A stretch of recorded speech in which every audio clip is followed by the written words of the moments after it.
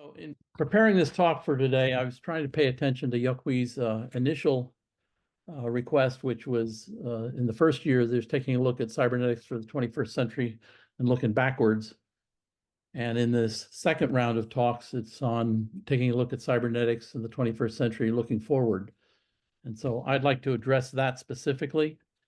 But given that there's so many different interpretations about the context, that is, what is the 21st century?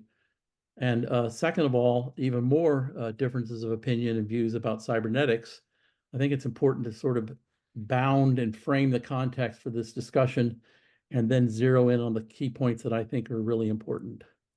So the most important place I'd start is that we're living in a profoundly evolving global context. There's been a lot of attention given to lots of different names for what the 21st century is like. And some people talk about the global problematique, and some people talk about a polycrisis. But a term that I find the most appropriate is the Anthropocene, in part because it emphasizes the impact of humanity, not only on other human beings and other living systems, but the planet as a whole.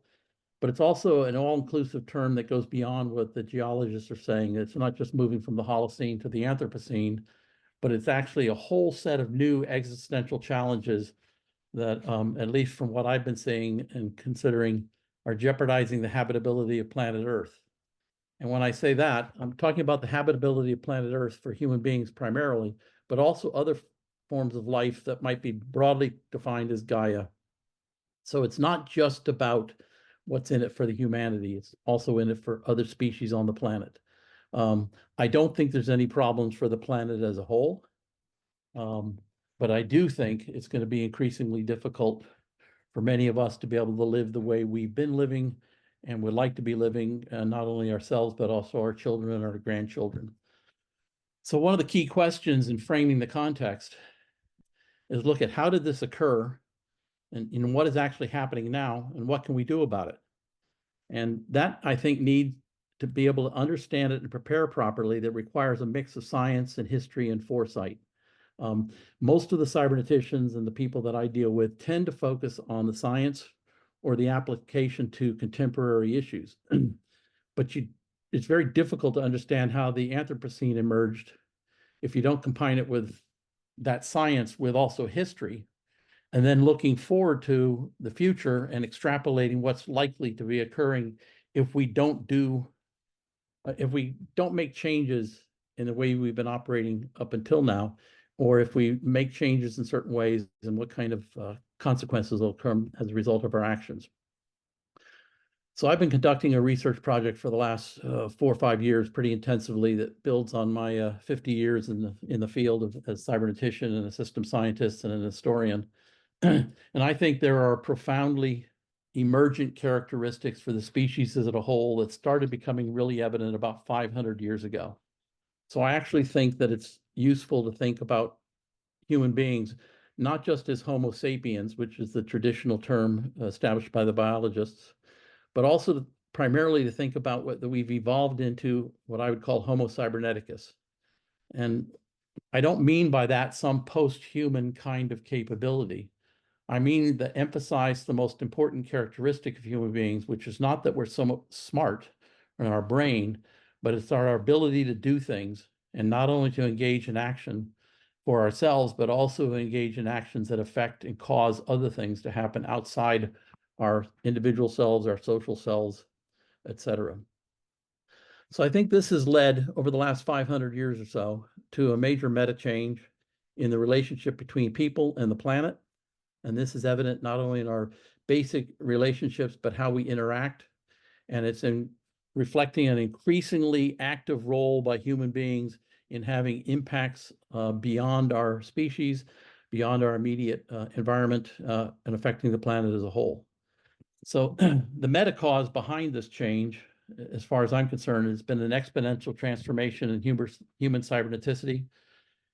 And human cyberneticity reflects fundamentally the multidimensional nature of human agency and autonomy and identity. In other words, it reflects our abilities to do things. And we take it for granted. Human beings tend to, I believe, view our cybernetic capabilities in the same way that fish might view water. We just take it for granted. It's there. We don't have to think very much about it. And we generally, might look at certain interactions, but we don't look at the fundamental basis, which is that this is a very unique kind of capability. So I want to then talk also for a moment about the nature of cybernetics, and I'm explicitly including in here cybernetics as well as system science, or what can be easily called systemics, just for the sake of alliteration and clarity. But there's lots of different perceptions about cybernetics, and that's understandable because the origins of the field 60 plus years ago came out of engineering and applying that to looking at human systems. But if you talk to anybody, whether it be lay people or experts in lots of different fields, their perception of cybernetics, I found, it tends to focus on technology, overwhelmingly on technology, but especially human-machine interfaces, computers, now AI, robotics, automated factories, control theory, a lot of emphasis on information as compared to matter energy. There's also some recognition that cybernetics is about feedback systems, especially nonlinear feedback systems and negative feedback systems to help correct behaviors. I would underscore that cybernetics is first and foremost and most fundamentally about purposeful systems, about the ability of some systems to behave in such a way that they can focus on goals and achieve those goals and engage in activities that allow them to be successful in achieving those goals, and that is the most significant defining characteristic of cybernetics. I know that other people have different perceptions and that other people would define things differently, and so they focus on lots of different topics within the field, and that's understandable. I think people should be able to pursue what they're interested in looking at and emphasize the characteristics of their perspectives that are relevant to them and the work that they do. But I would argue very strongly that cybernetics' most important contribution is being able to understand the nature of purposeful behavior, and that as such, cybernetics is the scientific explanation of how agency and autonomy and other aspects of our behavior occur. And so therefore, that's where I start.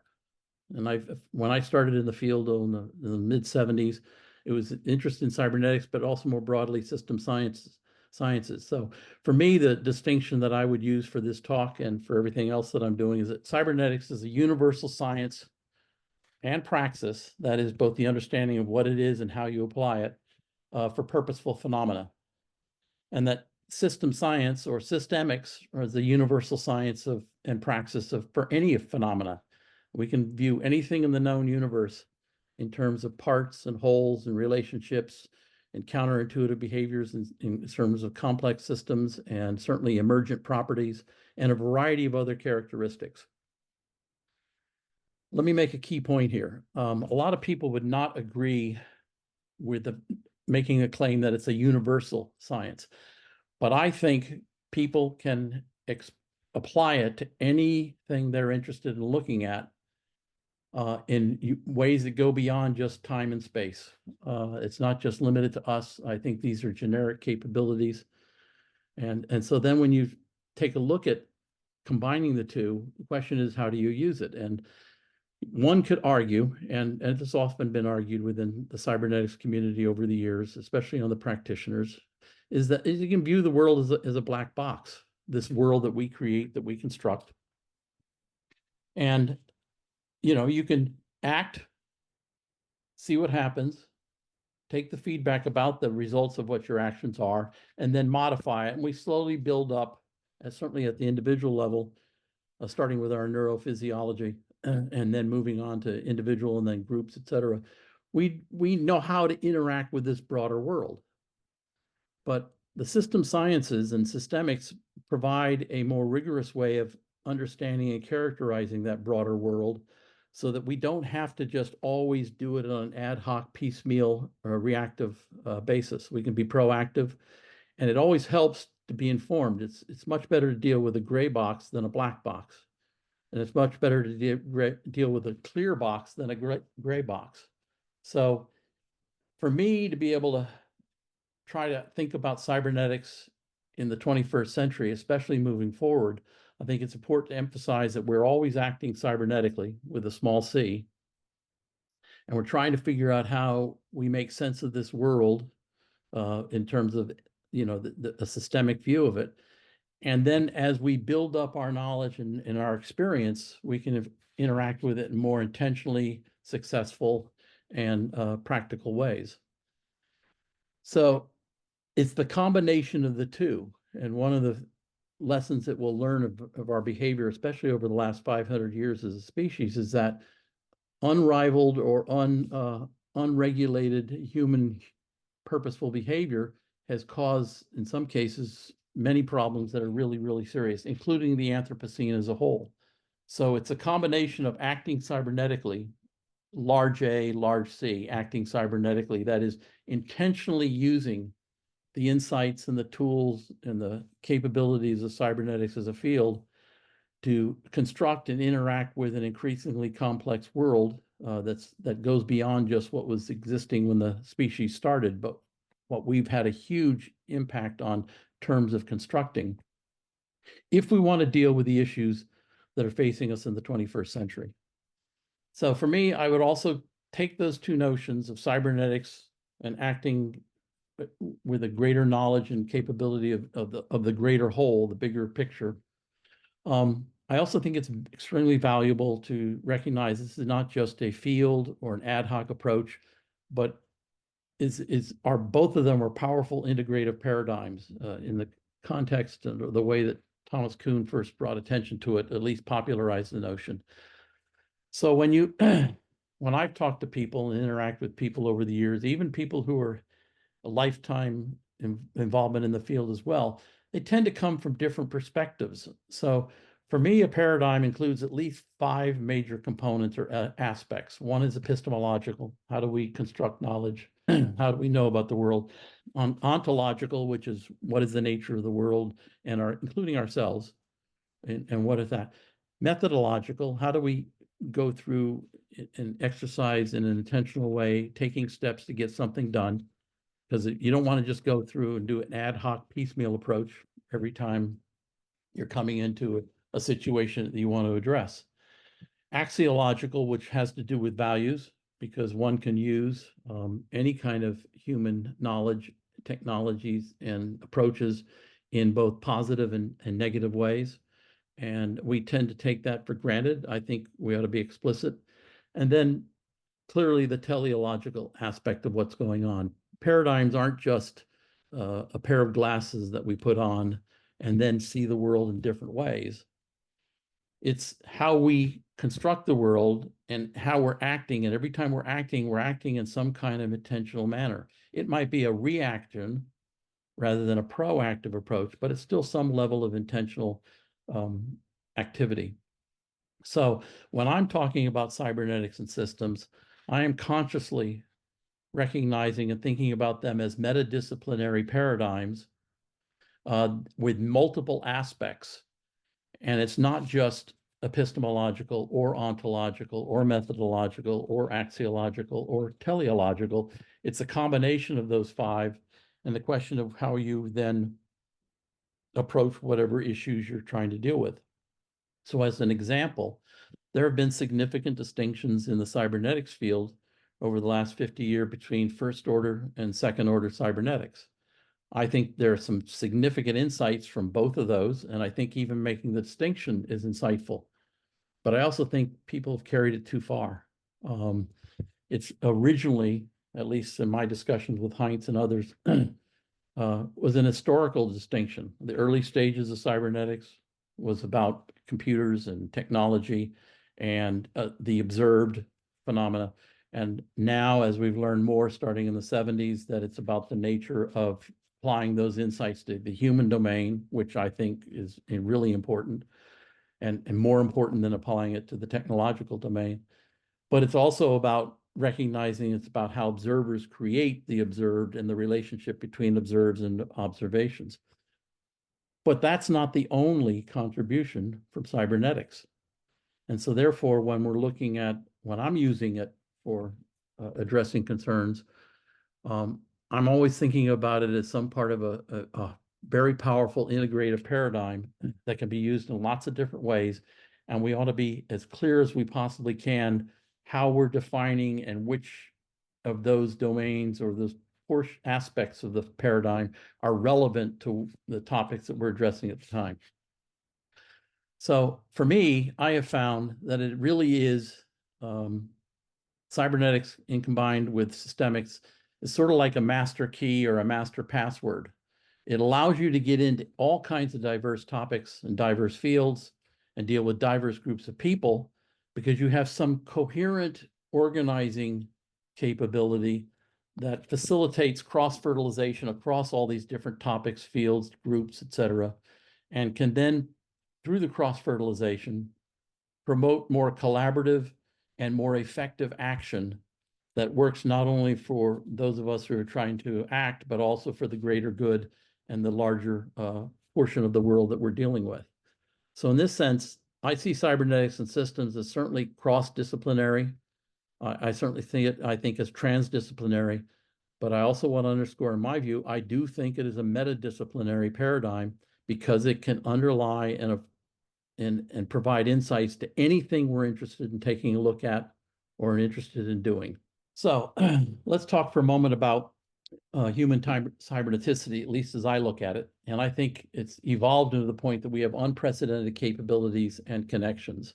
So the key element for me is that people are able to engage in agency. They're actually able to do something. And related to agency, but not identical with it, is that there's also the ability to act in ways that are free from external or relatively free from external constraints. So it's agency is the ability to act. Autonomy is the freedom to act in the ways that systems feel like doing so. And in the case of human beings, because of this combination of agency and increased autonomy over the millennia since the species started evolving from the rest of the primates, it's also enabled us to take an awful lot of interest in our own identity. That is, not just do we have agency and we have freedom and autonomy, but then that affects our identity, who we see ourselves as, how we like to have others see us, how we see other people.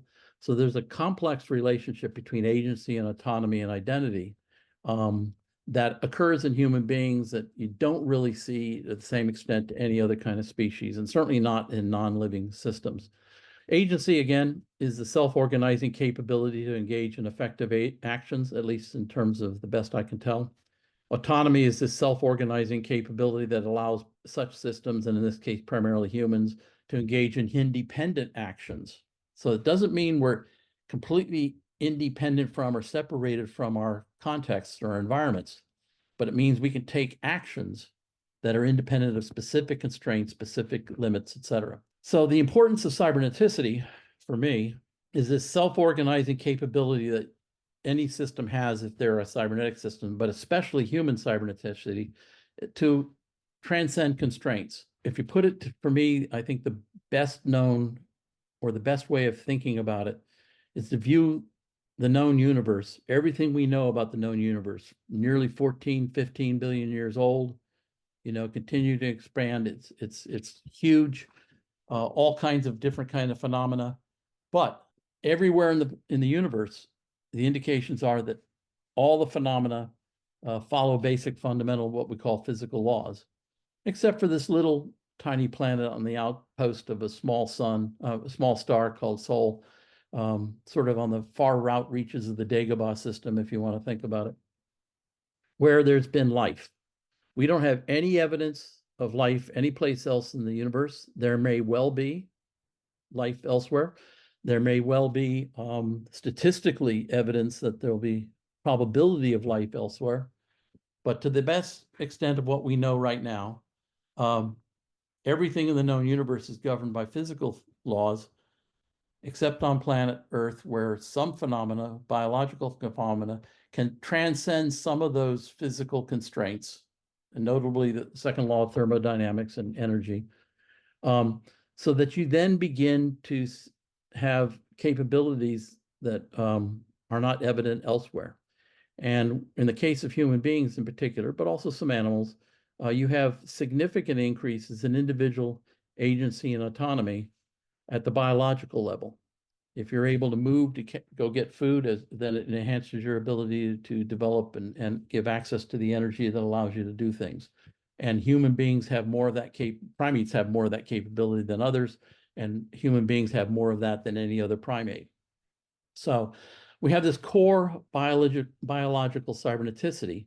And the reason it's, again, so important is this ability to engage in agency and autonomy is the most significant and the most anomalous phenomenon in the known universe, given current knowledge, at least in my view.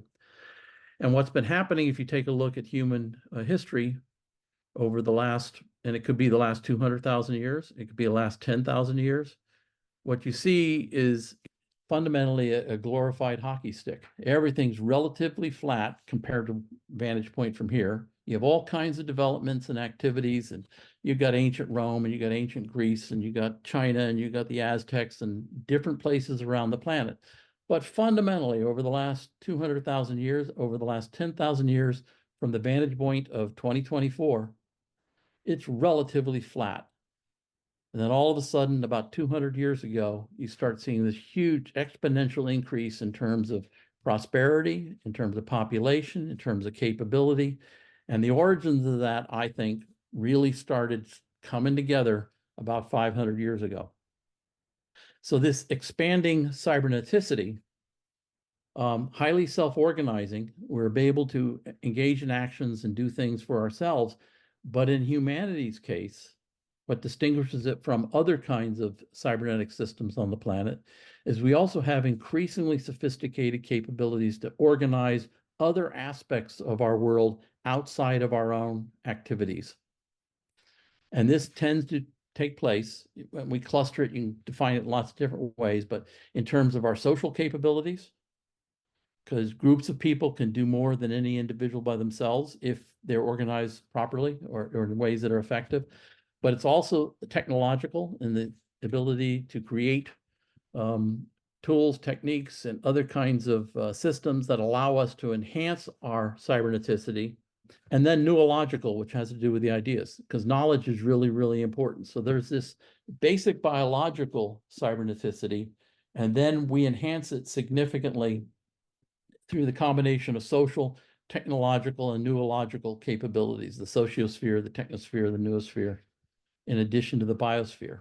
And if you're surfing around the galaxy and you're surfing around the universe as a whole, this is an incredibly significant and very, very rare or anomalous phenomenon.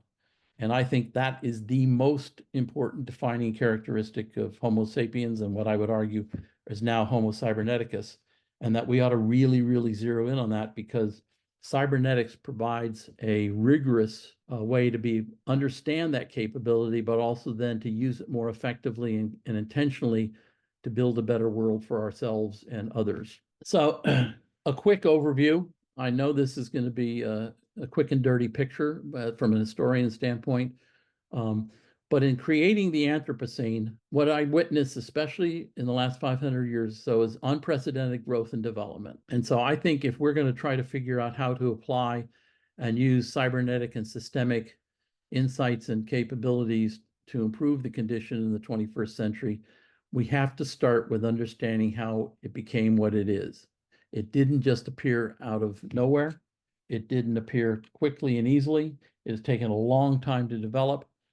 But these transformational changes started in Western Europe. There are obviously connections other places, and I'm not arguing here for an inherent superiority of the Western cultural approach. I'm just saying, taking a look at historically, you have these significant transformational changes that largely were triggered by a particular set of conditions coming together in Western Europe. So it's not just Europe, it's Western Europe. And it's not organized countries. It's a collection of family duchies that are all jockeying for position and trying to get resources and goods, and especially from China and the Far East, and trying to improve what they were doing. And so in Western Europe, around 500 years ago, right after the discovery of the Western Hemisphere, you have a combination of cultural capabilities with more of an emphasis on individual approaches, largely coming out of the emergence of Protestantism vis-a-vis Roman Catholicism. You have a significant increase in knowledge initially in the scientific revolution, well, starting actually with the Renaissance, but then the scientific revolution, and then the scientific revolution applying it to human domains and the Enlightenment, and a whole series of then profound, rapid technological changes in multiple dimensions of human activity. And this expansion was a step function change. If you, again, look at anything before that's happened anywhere on the planet, with respect to non-human and then human activity and the results, this is profoundly different. Everything is some kind of version of a organized hockey stick. It's also self-reinforcing and evolving cyberneticity. So the more capable we became, the more innovative we became, which then led to greater capabilities, which then led to more innovation, which then, and you have these escalating effects. And so the results of the last 500 years compared to the previous, 9,500 years, if you want to do it for roughly 10,000 years since the beginning of the agricultural revolution, there's been significant increases in connecting human beings, in understanding both ourselves and the world, on liberating human beings and fostering increasing levels of individual freedom and prospering. The level and prosperity that we've had in all aspects of human existence, not everywhere on the planet for everybody. Obviously, some people are significantly better off than others. But if you take a look at the raw data, never have so many people had it so good in the history of the species. And the upsurge is very clearly escalating and rippling out. This didn't happen overnight, and at least I think you can identify 5 major transformational phases, at least historically. And the first one was, and this is all sort of a modernization. You could talk about a modernizing world, or this is what has led to the ability to create the Anthropocene. But the first 300 years, you have the origin, exploration, moving around, trade, but you have the increase in the scientific revolutions. Then 1800 to 1870, early industrial revolutions, and started in England, and then it's moved to the continent. 1870 to 1945, you had fundamentally energy revolutions. Being able to use, especially the development of fossil fuels, provided more mobile and cheaper and more reliable sources of energy. Starting in 1945, which partly gave birth to cybernetics and the system sciences, you have now information revolutions through 1990. And then since 1990, we're in a new phase. You can call it the globalization revolution. There may be better terms, but those work for now, because I do think that the combination of the end of the Cold War and the emergence of the World Wide Web led to significant unleashing of human interactions, connectivity, trade, ideas, migrations, technologies that have produced where we are now in the 21st century. And it's that historical development has been instrumental in now creating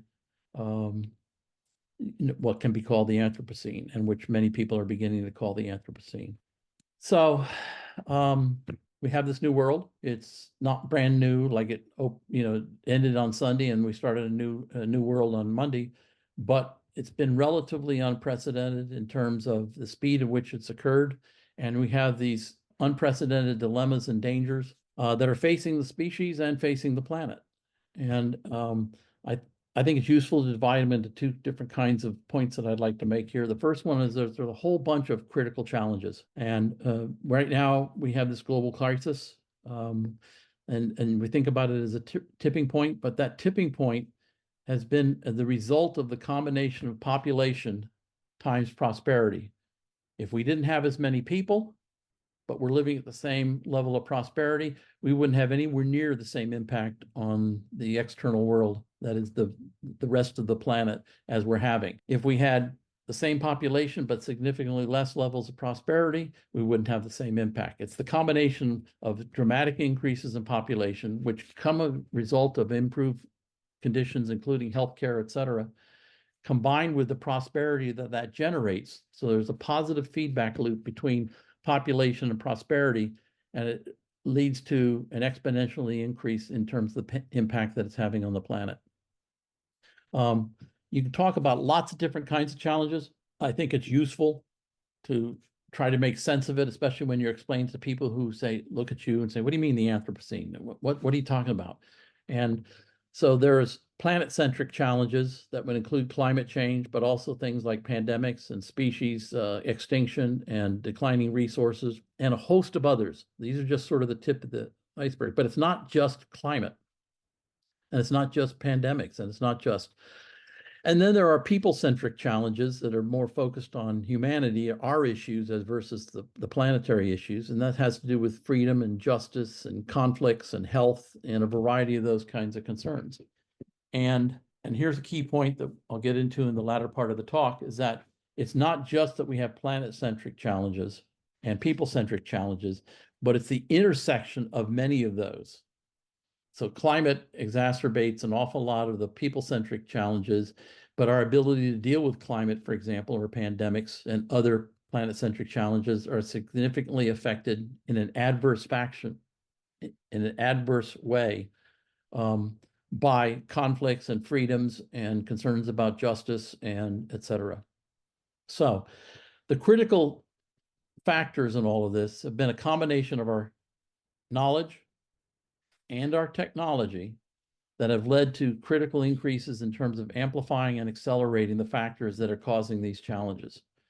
And so I think it's extremely helpful to take a cybernetic look at it and have the insights and zero in on what are the characteristics of our enhanced ability to engage in purposeful activity and to exercise agency and autonomy and the role of identity and all of that in terms of creating these characteristics of the Anthropocene, these challenges. So you have the challenges, but I also think it's important to emphasize that there are a number of corrosive conditions. So the dominating characteristic of the Anthropocene is that it's been caused by a cumulative series of runaway positive feedback processes. Gregory Bateson highlighted this in some of his work in the late 60s, but most people haven't paid attention to it as much, is that if we have these increased cybernetic capabilities individually and as a species and as a whole, and all the different manifestations, whether it be at the individual level or the group level or the community level or the organization or the nation state, they're all engaged in agency. And if we keep pursuing our own individual or systemic goals without paying close attention to the impacts that it has on our broader context, we have problems. And so where we've gotten right now is that you have, in essence, the result of lots of the wisdom of the masses, the wisdom of the market, if you're just looking at it in economic terms, that have created the Anthropocene. And now we're beginning to have enough data to show, whoa, these conditions are serious. Second, we're in particular concern, we have particular problems they're facing in terms of viability. And third, we're responsible. So we better start getting our act together and figuring out what to do about it. So there's two paradoxes that I think characterize the Anthropocene that are worth really focusing on. And one I've titled the purpose paradox, which is this ability, the relationship between human autonomy and human authority. And you see it playing out, for example, in the political realm significantly in the United States now and in other places around the planet, where you have increasing autonomy by different kinds of individuals and social systems and entities. And then you have increasing activities by other people who are trying to dampen that autonomy. So one of the lessons from the law of requisite variety is that if you want to deal with any kind of complex system, you have to have at least as much capabilities or more capabilities than whatever you're trying to manage or control. And in this case, that leads to two fundamental types of choices or sets of choices strategically. One is you can choose to amplify your own capabilities so that you can deal with the external variety, or you can choose to dampen the variety of the external conditions so that you don't have to change and worry about doing too much yourself. And so what happens is you have these choices, And people have generally found it's easier to try to dampen somebody else's ability to act and do ways rather than change their abilities to adjust to the changing conditions. So there's this paradox, this tension between human autonomy and human authority, what we find appropriate in terms of how that plays out. The other progress is the progress paradox. And it's this interplay between human prosperity, significant growth in development and human prosperity, but also significant growth in adversity. So as we start having increasingly prosperous conditions as a result of our increasing cybernetic capabilities in a finite world, you start running into all kinds of adversity in terms of, well, who gets what and how do we do that? So the overall result of these paradoxes, and is characteristic of the Anthropocene, is this a growing human footprint that's threatening the viability of planet Earth. And for years, I've been talking about it because I thought Kenneth Boulding and Buckminster Fuller had a really good Spaceship Earth, because that highlights the fact that we're floating through space, we're doing things, and we've got to make sure planet Earth is capable of sustaining us, or we're in deep trouble. But I actually think that's a misnomer. A better analogy or metaphor is to think about it as Oasis Earth. I don't remember where I read that recently, but the reason for that is because if you think about it as Spaceship Earth, that sort of raises in most people's minds this notion, well, we created it, it's a technology, we can fix it. It's just like any other machine. We can take care of it pretty quickly. But if you realize Earth is really an oasis, otherwise destitute, at least in terms of human conditions, part of the galaxy, part of the universe as a whole, I think that highlights the vulnerabilities even more significantly.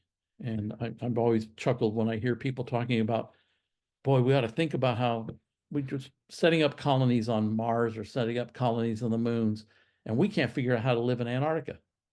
And Antarctica is significantly easier for human beings to live in than any place that doesn't have any form of natural atmosphere.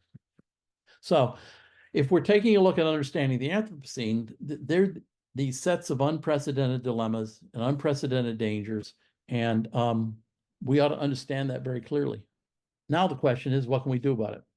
And I think there's unprecedented priorities and unprecedented urgencies. In other words, we have to be able to, we can't just do everything. So we have to figure out what's most important in terms of establishing priorities. And second of all, we don't have unlimited time. Some of these issues that we're dealing with are very urgent. We have to pay attention to them soon. One key point, we live in a complicated global world. There are lots of growing interconnections in terms of the breadth and the intensity and the velocity and the impacts of these interconnections. Some people talk about it as a VUCA world, which emphasizes the volatility and the uncertainty and the complexity and the ambiguity of the conditions. But what's clear is we have changing realities and we have changing risks. So if we keep acting in the way that we've been doing up until now, then we're going to keep getting what we've been getting. That's not very healthy. It's called the insanity trap. So the question is, given these changing realities and the changing risks, what should be done? And then as we look at that and bring it back into the human domain, we have changing responsibilities and changing rules about what can be done. Human beings have a responsibility not just to maximize our own self-interest. This is an axiological perspective, for example, but to act in ways that are good for us and good for others, because it's also good for our enlightened self-interest. So the rules about how to act in a changing world, we thought a lot of those have been resolved. The end of the Cold War, life's going to get inherently better because we didn't have to focus on doom and gloom. And yet, in fact, it's unleashed a whole bunch of social and other kinds of interactions and conflict that makes it difficult to get anybody to agree on what should be done. So not only is it a complicated global world, but it's a vulnerable global world. And one of the things I've observed about human beings is that we're part smart, but we're whole stupid. That is, we have really good understandings of portions of things, but it's very difficult to look at and understand the bigger picture. So this creates tragedies of the commons. and individual human systems, whether it be at the biological level or the social level or the nation state, et cetera, we end up creating tragedies of the commons because we act in our own self-interest, but we don't understand the bigger picture and the consequences of that.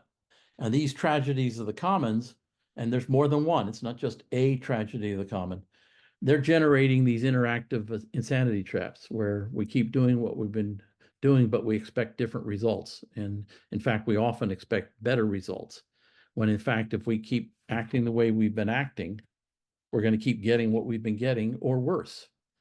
So some of the issues that we want to pay attention to, and cybernetics, at least for me, provides a really powerful way of focusing attention on this, is that these evolving rules is this historically through human history is the rules were imposing one's will on others. It was the law of the jungle, and then we started having some order, and then we started having governments, usually powerful people at the top. Then it's unleashed the more democratic approaches and the power of the markets, et cetera. But historically, it's been a transition and improvement from the rules basically being about imposed activities and how you interact with each other, which is based on power, into more negotiated, which is based on rights. That individual systems at whatever level have the ability and have the right to interact and to the extent of their capabilities and their freedoms, as long as it doesn't adversely affect the freedoms and the rights and the liberty of other cybernetic systems to engage in their appropriate activities. So from a cybernetic and systemic perspective, the key imperative, as far as I'm concerned, is how do you balance these relationships, the ability of power and the rights of people to act in ways that are, in their own self-interest, balance that in context of managing the greater good. Because so far, we're beginning to realize we're running out of space, we're running out of time, we're running out of resources. So taking those three, a quick overview, I know it was really quick and it wasn't as quick as I would have liked, but those are the characteristics. We're now dealing, if we want to try to build a better global world, we're dealing with a whole set of wicked messes. And I mean that consciously. It's not just wicked problems, which are relatively well-defined and can be resolved and solved. But like Russ Akoff said, that there are messes, not just problems, they're not well-defined, and we can't just solve them, we have to manage them. So we got wicked messes that we're dealing with all over the planet, and the improvements are very difficult to secure, especially when you can't even get people to agree on what's important, much less what we should do about it, and two, how does that affect us and our rice bowl? So critical characteristics in general, just go through these quickly, but these are the kinds of things that give you some sense of what's happening. You got multiple factors, you got multiple stakeholders, you have multiple interests. So it's not going to be easy to even identify what we want to pay attention to. Then you got multiple causalities and multiple emergent properties and multiple values, in terms of what people think are significant and what should be done. And then you get at the heart of the cybernetic activities that you have these multiple goals and multiple possibilities in terms of strategies for achieving those goals. And you have increasingly multiple capabilities for being able to act in effective ways to achieve goals. And then you start running into multiple leverage points, because you always want to look for leverage, and multiple consequences and multiple results. So it's really, really difficult for most people to get a sense of how conditions in the 21st century, and if we want to build a better global world, have changed so profoundly in the age of the Anthropocene compared to previous eras in human history, because there's just a whole lot of complexities there, of which these just this quick rundown of types of critical characteristics. And what I'd like to do is sort of close with here is an example of when all this stuff comes together. So recently, we went through the first major pandemic in 100 years with the COVID pandemic. And pandemics in general are at the interface of the planet-centric and the people-centric issues. So I'm actually more concerned about, and have been more concerned about, the adverse impact of pandemics than I have been about climate change, although climate change obviously affects all of that. But this is where it comes together, because the pandemics are not caused by human beings doing something to themselves, but they're generated by what's going on at the planetary level. And it goes around, it's not limited to certain parts of it. And the reason pandemics are significant is because they're historically more lethal than all the armed conflicts. If you take a look in the last 100 years, and much worse in previous eras, we spend an awful lot of money and an awful lot of attention worrying about how people interact with each other. And we have, for example, a Pentagon and a military complex in the United States that's set up to deal with these kinds of human conflicts. We don't have anything remotely comparable in terms of having a Pentagon that's effectively set up to deal with pandemics. Now, they don't come along as often, and we have less control over them, but they're significantly more lethal. So the reason I bring this up is we're trying to deal with this. You can't just ignore it because it's planetary sourced. It's not just a result of human activities. And if you take a look at the differences between the way China and the United States dealt with the pandemic, it highlights the different kinds of possibilities when you start trying to apply your cybernetic knowledge and capabilities in the context of autonomy and agency and identity. So in China, they significantly curtailed all of their civil liberties early on. And that significantly limited the spread, and it led to an early recovery. Now, there's all kinds of questions about the data coming out of the Chinese government about how many deaths there actually were and what the percentages were. But it's very clear that, as an example, compared to the United States, where you have two large countries, they had at best, I mean, worst, they had about 1/3 the level of fatality per million people. In the United States, you don't have significant limits on civil liberties, and especially because of what had happened politically and the rise of Trump and the others, you have the anti-vaxxers and people for political reasons saying, no, I'm not going to get a vaccine, or no, I'm not going to wear a mask. And you can't just curtail those kinds of civil liberties in the United States without having all kinds of major revolutionary consequences. But that led to a much more extensive spread, which led to a much lengthier recovery for the country as a whole than in China. So the reason I highlight this is that when it comes to interfaces between planet-centric and people-centric issues, you're not going to have the same latitude. It's much more complicated than if it was just purely a people-centric issue. You don't have to worry about planet. Then you can figure out how to put limits on that work within the appropriate structure and the rules regarding civil liberties and freedom and everything else. But Mother Earth doesn't pay attention to that stuff. And so therefore, I don't have the answer for it. And I'm not arguing that we should adopt the approach that China did and curtail all the civil liberties, but nor am I saying that we should just always allow the civil liberties and live with the consequences. If the COVID virus had the lethality of Ebola and the transmissibility of measles, we would have lost half the population of the world in about 6 months. That's something you got to pay attention to. So as an example, as we're trying to figure out how to build a better world and dealing with these wicked messes, not only are the planetary issues and challenges complicated and the people-centric issues complicated, but the interface between them is even more complicated. And we have to figure out how to address that, because I think that's going to be more of the norm than the exception moving forward. So some final comments with respect to building a better global world. And in this case, I want to emphasize the importance of acting cybernetically and acting systemically. And I'm consciously making the distinction that based upon a recognition that we already act cybernetically and systemically, little a, little c, lowercase, because that's who we are. But for me, I'm talking acting cybernetically, uppercase A, uppercase C, uppercase S. That is, how do we consciously use our expertise as cyberneticians and system scientists?